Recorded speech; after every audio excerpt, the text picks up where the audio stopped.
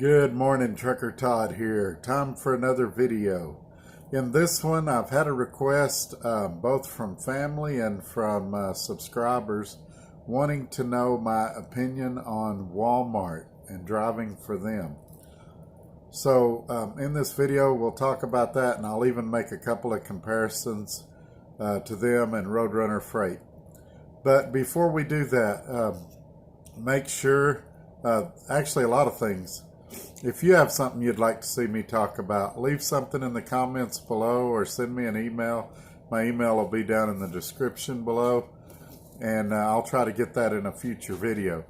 To make sure you see that future video, make sure that you've subscribed to my videos and click that little bell notification, and so that you'll receive a notification when I put out another video. Also, it doesn't cost anything to do that. I've had some questions about that. And either give me a thumbs up or a thumbs down. If you like what I'm doing, give me a thumbs up. If you don't like it, give me a thumbs down. That's okay too. But anyway, let's jump right in. Now, before I start on telling you about Walmart, there's a couple of key things I need to tell you. A, I'm not looking for another job. I'm very happy at Roadrunner. So, I've got some time to do a video like this week because my truck is in the shop, but I'm very happy at Roadrunner. I'm still employed there. I'm not planning to go anywhere else, but so let's get that out of the way. And B, I've never worked for Walmart. The information I'm about to share is what I've saw by watching other videos and by reading online articles and different things. I spent some time this morning doing some research. This is strictly my opinion. If you work at Walmart, you have more knowledge than me about this. And so some of the information that I'm about to give may or may not be true. It's just what I've seen online and through articles I've read. Okay, let's jump right in. Also in this video, I'm going to make some comparisons to this and Roadrunner because, like I said, some families asked me about this, and now I'm starting to have some subscribers ask me about this. You're driving in your vehicle, you're going down the road, especially if you listen to satellite radio, and all of a sudden a commercial comes on. Drive for Walmart, make $88,000 to $92,000 a year average your first year. Sounds pretty good, doesn't it? Well, maybe, maybe not. Let's take a look at that. First of all, they require 30 months experience to start there. Okay. $88,000 to $92,000 a year is good money. I'm not going to debate that. But with 30 months experience, there's a lot of companies that offer the same or better pay. So then you have to get in the weeds and look at the details of Walmart to see if it's right for you. Maybe it is, maybe it isn't. One thing I've found is that they start their drivers at 47.5 cents a mile. Now, in comparison, Roadrunner starts their company drivers, the last deal I saw, and it may have changed. Again, this is one of those things, I've never been a company driver for Roadrunner either. I've always been in the lease. So you would want to check with the recruiter to verify this. But the last thing I saw, Roadrunner paid 50 cents a mile. So the 47.5 that Walmart requires is 2.5 cents less than what Roadrunner Freight requires. Now, Roadrunner, their experience requirements vary depending on what division you're in. I believe for the division I'm in, it's around a year. So in theory, you could make just as much or maybe even more money working at Roadrunner. Now, anytime any company, whether it's Walmart, whether it's Roadrunner, whether it's anybody else, gives you a number and says, this is the average. Got to remember, that's top of the bottom, bottom of the top. In other words, it could be different for your situation depending on where you live, how you run, things like that. So never, when you hear them say a number, think, okay, I can bank on this. This is for sure what I'm going to make. Your situation will vary. I would tell you that if you're going to work for Walmart, to talk to some drivers that run out of the DC that you're wanting to work for and make sure that what they tell you works for your specific situation. Now, I know Walmart will allow you to live up to 250 miles from your DC. Now, they have several deals there. You can work 5 on 5 off, 5 on 2 off, 6 on 3 off. They have several different ways you can do that. But let's say you're doing 5 on 2 off. Do you really want to drive 250 miles home and then turn right around and drive 250 miles back to the DC? Because they're not going to let you take the truck home. And we'll get to that too. So that's where I say location comes into play. And you'd want to check on that for your specific situation and what you're wanting to do within their company. Now, it's going to sound like I'm bashing on Walmart in this video. And some of you are going to remember a couple of videos ago I said when I was making my 2020 predictions to be with a private fleet. And I'm sure some of you are thinking, Todd, you just said private fleet was probably the way to go in 2020 or pull LTL freight. And now you're trashing this private fleet company. I'm going to get to that. Stay with me. All right, let's talk about the other deals there. In the beginning, especially, more than likely, you're going to be slip seat. One of the drivers I spoke with said he's heard of guys having to switch trucks 2 to 4 times a week. Now, I've got problems with that for a couple of reasons. For you, this may be okay. Second of all, I don't know who slept in that truck before me. And I don't know that their cleaning standards are the same as mine. Secondly, when I clean a truck, I don't know that the next guy that gets the truck after me is not some nitpicky guy that's going to pick the truck to death and get me in trouble. I have never been a fan of slip seat unless it's like a day cab. I did it for a company that I'm going to talk about here in a minute back in the early 90s when I first started, or late 90s when I first started. And I'll talk about that as well here in a minute. So, Walmart likes to tout that they pay for everything. They even pay you to sleep is what they tout. However, they just lost a lawsuit where they had to pay $54.6 million to their drivers for unpaid work. And basically where they were getting in trouble is when they took their off-duty time, they weren't free to do what they wanted to do. If they wanted to go somewhere, if they wanted to do something, they had to get permission from the company. And the company said, well, they're not off duty if they're still under company direction and control. So another thing they do that might not be a big deal to you, I'm not a big fan of it. I have worked for companies that did this before. You get paid every 2 weeks. Here at Roadrunner, we get paid every week. I like that a lot better. Next is the phones. When you go to work for Walmart, you sign an agreement that you will provide them with your phone records at any time. I've got some problems with that, privacy issues, things like that. Also, they limit you to 1 hour per 11 hours driving that you can be on your phone. And the calls can only be 10 minutes long. They were experimenting with inward-facing cameras, but right now all they have is a microphone recording you inside the truck. Now, let's talk about inward-facing cameras. I'm not going to beat them up too bad on this because it's only been experimented with at this point for people that would volunteer for it. My question would be, why would anybody volunteer for an inward-facing camera? Now, I've heard people say, well, I'm not doing anything wrong. I don't care if they want to watch me pick my nose, let them watch me pick my nose. It's really more than that. First of all, just because you're not doing anything wrong doesn't give them the right to videotape you. When you go to the bathroom, you're not doing anything wrong, but yet you shut the door. And the same is true here.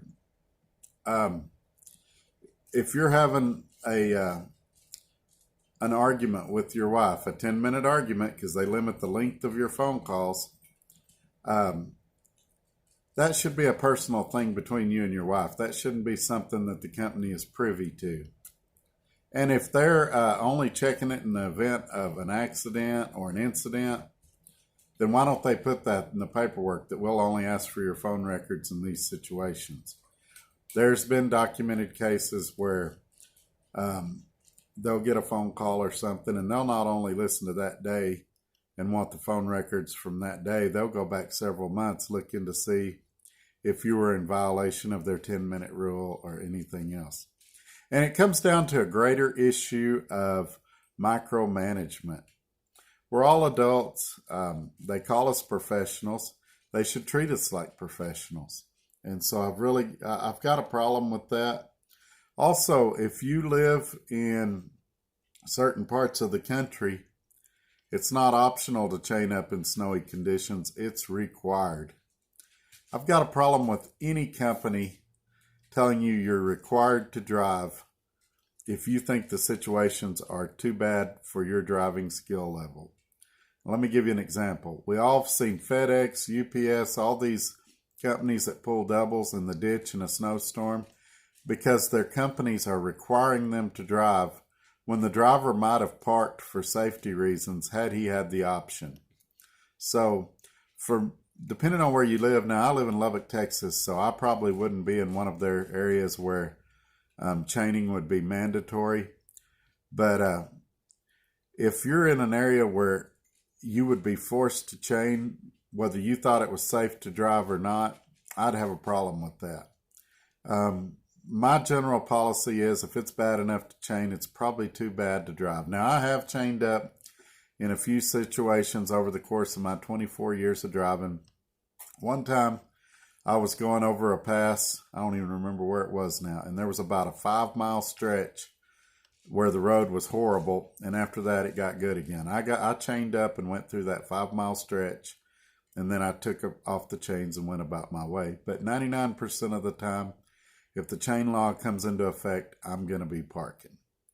So that's something else. Okay, because of the micromanagement, I've had several Walmart drivers tell me this. It creates a snitch environment. I remember I worked at Swift Transportation to start my driving career, and they came out with a policy. If you caught a driver doing something they weren't supposed to be doing, they would, and it could be something little, fuel in the truck, they climbed in the truck to grab something, got back out, weren't standing right there by the pump. They'd pay you $50 to snitch on people. Well, suddenly everybody was going around snitching on everybody, trying to get everybody in trouble. Swift is a training company, and they could have been teaching each other instead of trying to get each other in trouble for $50. From what I'm hearing from other Walmart drivers here, to move up in seniority and to gain favor with the company, they're always trying to get you in trouble. I've also heard they have a lot of paperwork. Again, I've never worked for them. I don't know if this is true, but that's what drivers have told me. That's what I've seen in videos. Okay, let's talk about some other things here. Along with the micromanagement and the slip seating, the guy told me sometimes as often as 2 to 4 trucks a week. Again, it'll depend on what you're doing within their company. They require you, when you swap trucks, to wash the truck, to detail the inside of the truck, to deodorize it. And since you're doing this under the direction of the company, you have to do this on duty, not driving. So you're burning up your 70. You're not getting paid for this. And I'm not big on doing labor for free. Now, I know in trucking we all do pre-trips and post-trips and fuel for free. I don't say all. Some companies pay for that, but generally most companies don't pay for that. So we're already doing some stuff for free, but why add to the list? Why do I have to? I can understand picking up after yourself, sweeping out the truck, cleaning up your own messes, but why do I have to wash the truck? And so that's something you'd want to talk to the company about. Also, that cell phone thing I was telling you about. If you think you want to work at Walmart, talk to the recruiter, say, hey, what's this cell phone deal? Because they kind of keep it hidden until you get to their onboarding. And so I remember when Sam Walton was alive that Walmart was the place to work. I called them one time and they had a 5-year waiting list. Now this was, probably 15 years ago, something like that. Now they're begging for drivers. They had a bunch quit. They have ads all over the radio like I was talking about earlier. So the benefits have changed too. They used to be the company of benefits. One of the articles I read online said that now, instead of having medical insurance, they have a medical savings plan. And again, that's something, don't know if that's true or not, but that's something, if you think you want to work for Walmart, that I would definitely check into and ask my recruiter about. Also, they used to tout weekends home, but if you look at these deals, 5 on, 5 off, I suppose on a 5 on, 2 off you could do it, but a 6 on, 3 off, you're not going to be home every weekend. So if weekends are important to you, I would talk to them about, hey, how many weekends a month am I going to get? How's this going to work? And so let's see, what else have we got here? One thing I had a lot of drivers complaining about that worked for Walmart was their detention pay and the way it works when they go to vendors. Now, it seems to be pretty good when they go to the stores, but a lot of times they'll get backhauls from vendors going back to the DCs. And one driver told me they wait 8 to 10 hours sometimes for a load at these vendors. And so I've heard different numbers on the detention. Like I said, I'm not an expert on it. I would never consider working at Walmart under these conditions. And so it's never been an option for me. But if it is an option for you, I would ask about detention pay at Walmart. Another thing, uniforms. I've never been a fan of uniforms. I know J.B. Hunt's always had uniforms, and it's just, maybe you're okay with that. It's a personal preference for me. Now, I do like to wear stuff with the company logo on it. If Roadrunner Freight comes out with something that I like, I'll definitely buy it and wear it. And I'm going to get more of their clothing, by the way. They do have some stuff. I've got like a mug with the Roadrunner logo on it and things like that. But the difference is it's optional. If I want to wear this shirt one day, I can. If I want to wear something that says Roadrunner on it one day, I can. At Walmart, they're required to wear that uniform. And to me, that's just a personal preference. I'm not real big on that. Now, let's talk about their onboarding. They start with a phone interview after you apply. From what I hear, they do a very, very strict pre-trip and driving test deal when you get there. And I don't have a problem with that. I think we all should be doing a good pre-trip. I think you probably should do a good driving test. I don't necessarily have a problem with that.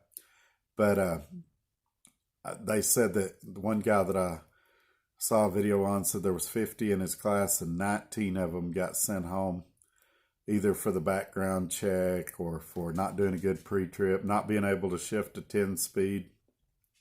I've read they are starting to get some automatics, but when you do your driving test, it's in a 10 speed, so make sure you can drive a 10 speed and like that.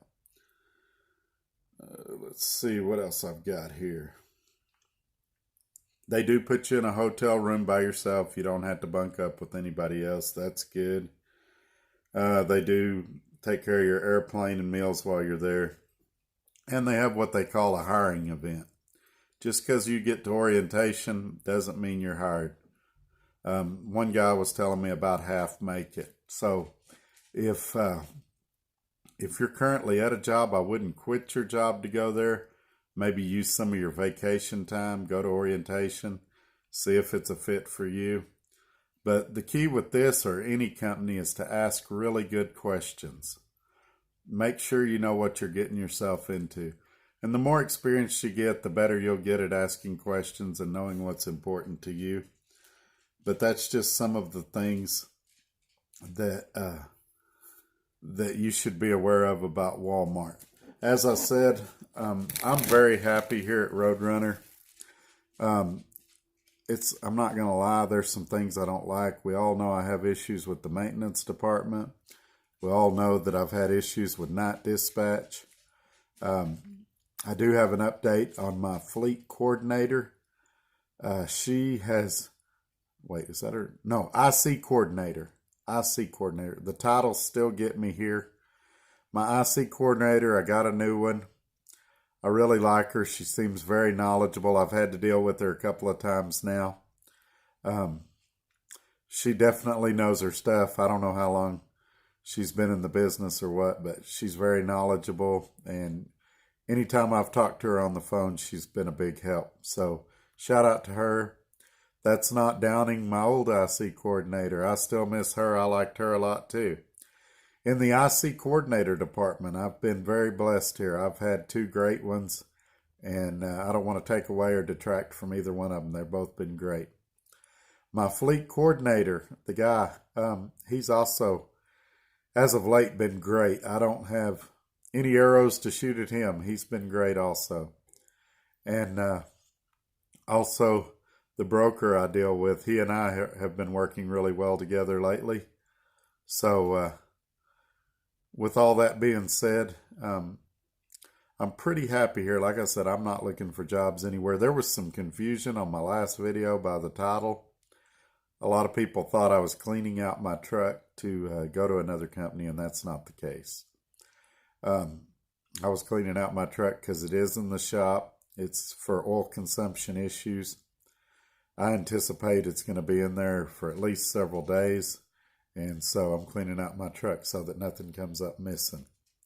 But I'm very happy at Roadrunner, and I'm using this off time to obviously make videos like this and get a little Xbox time in and spend some time with family and things like that. But leave me some comments below. Shoot me an email. Thanks for watching. Again, don't forget to like and subscribe and all those things. And we'll see you on the next one. Thanks for watching. Bye-bye.